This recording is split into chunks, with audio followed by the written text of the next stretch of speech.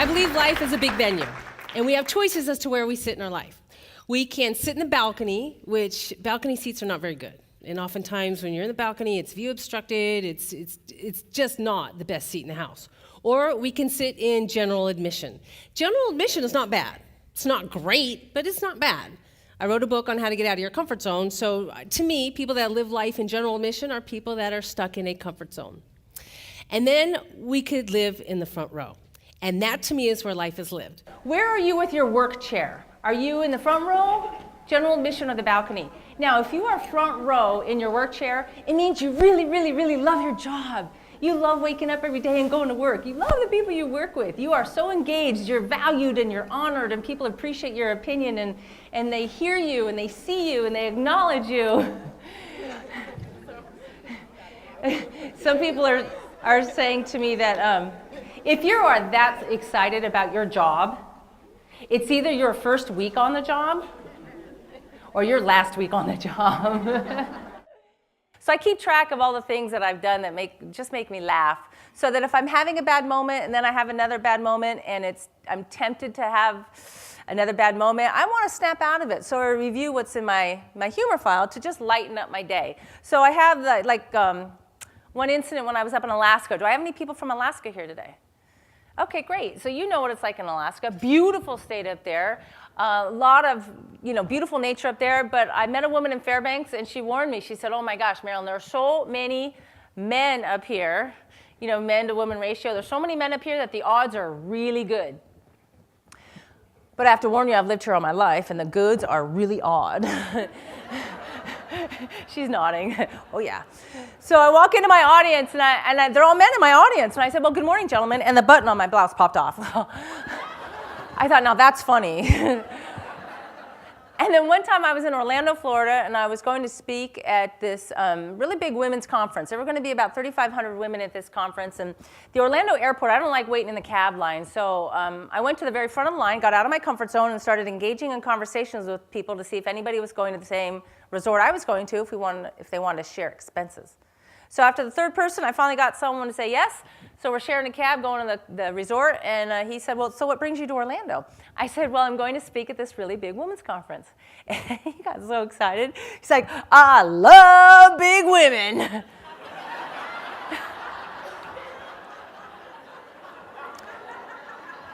No, it's a really large women's conference. He's like, "I love them large, baby." And the conference that I went to actually had a really good sense of humor, too, because can you imagine that many women under one roof? So what they did was they took over the men's room and made the men's room ladies' rooms. And they had a little sign that said where the men needed to go, but this particular one, this is going to be for women. But they didn't just put a sign up. I loved what they did because they had a sense of humor. They decided to decorate the men's room. Made us feel nice at home. I love this picture too because I went in there and I thought, oh, this is so great. These are very healthy ferns, and if you needed to water them, you just flush. I want to talk about mindset, because to be a successful leader, we've got to start to change our mindset. If you want to be a hospitality fanatic, you've got to change your mindset. Now, I've been hanging out with you the last couple of days, and your mindset is great.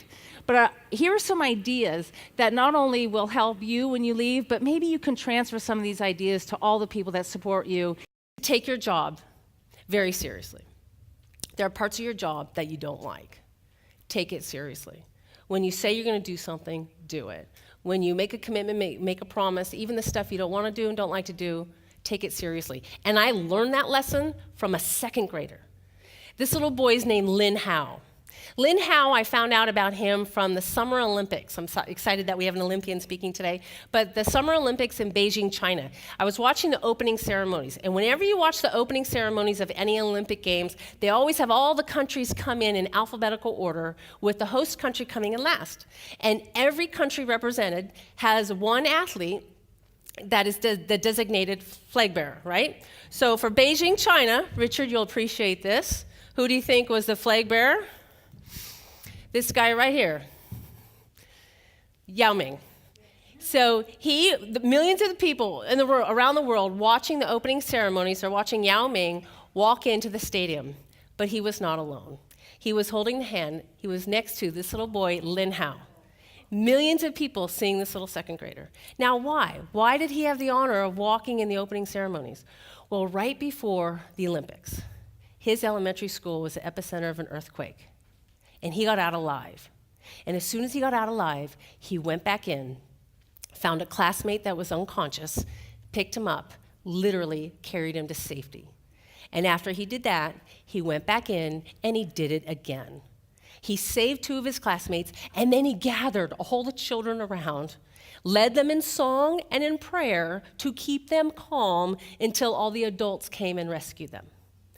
Now, when the media got a hold of this, they said, well, why did you do it? Why did you go back into your building? This little second grader said, it was my job. I am the hall monitor. Isn't that sweet? He did not wait for a committee, wait for a vote, delegate it. He just took his job very seriously. So if he can take his job seriously, you and I can too. I want you to think of someone in your life who is constantly helping other people move to the front row. And what I mean by that is, if you ever come to Las Vegas where I live and you go see a show, I guarantee you, you will have an usher with 2 things. I guarantee you. Number 1, they will have knowledge of the venue. They know exactly where all the seats are. And number 2, they will have a flashlight. And what they do is they welcome you to the venue, they look at your ticket, and then they say what? Follow me. And they lead you to the most direct route to your seat. The Usher Award is what I give to leaders, because true leaders are people who know what the desire is in the heart of their employees, of where they want to go on their path to life. That's what a good leader is. That's what a good friend is. That's what a good mom is. That is someone who is not worried so much about them being in the front row, but helping usher other people to the front row. So I encourage you, when you leave here, I encourage you to be an usher for someone else, because I think one of the best front row seats you could have is watching someone you care about get in their front row. Never underestimate the power of acknowledgement. Let people know they've made a difference for you in their life. Let people know how much you appreciate them and that you want to thank them for what they've done for you. Let people know that they've inspired you. The power of acknowledgement can change lives.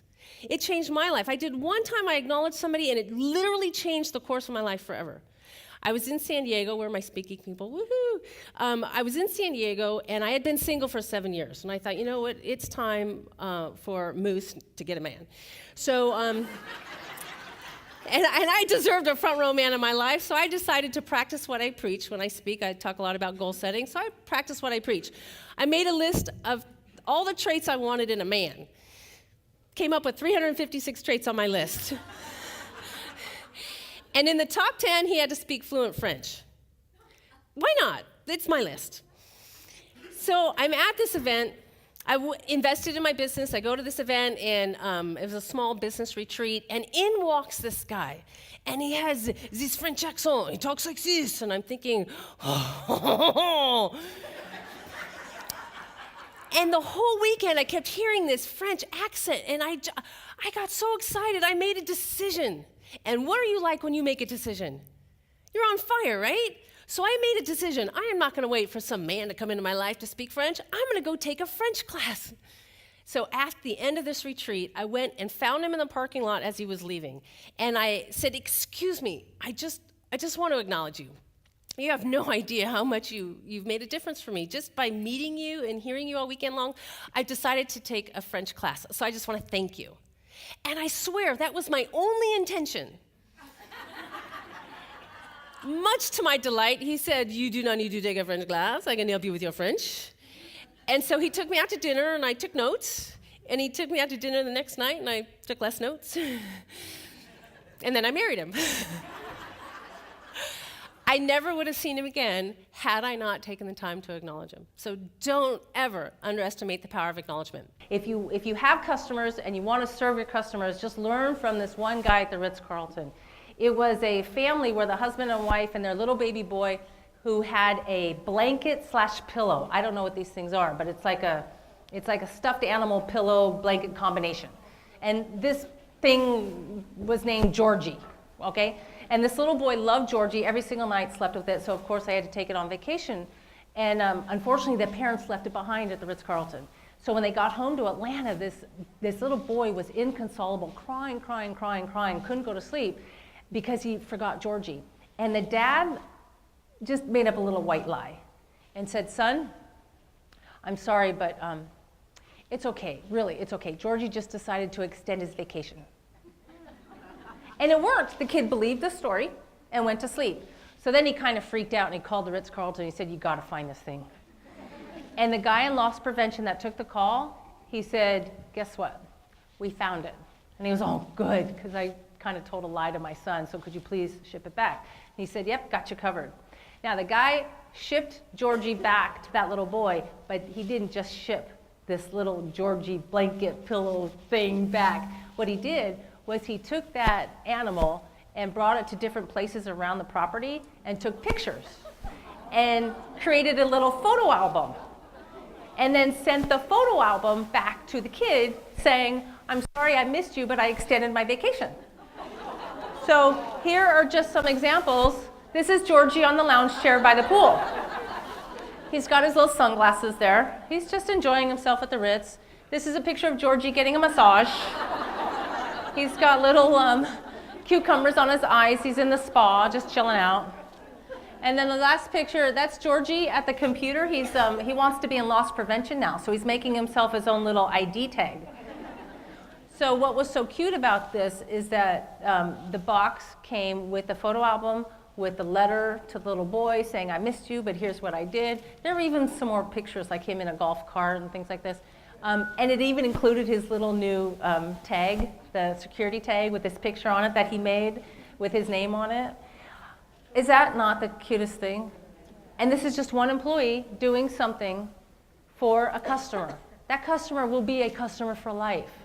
I was up in Seattle, where I'm from, visiting my family, and I had my niece on my lap. My niece is named Haley. At the time, she was 9 years old.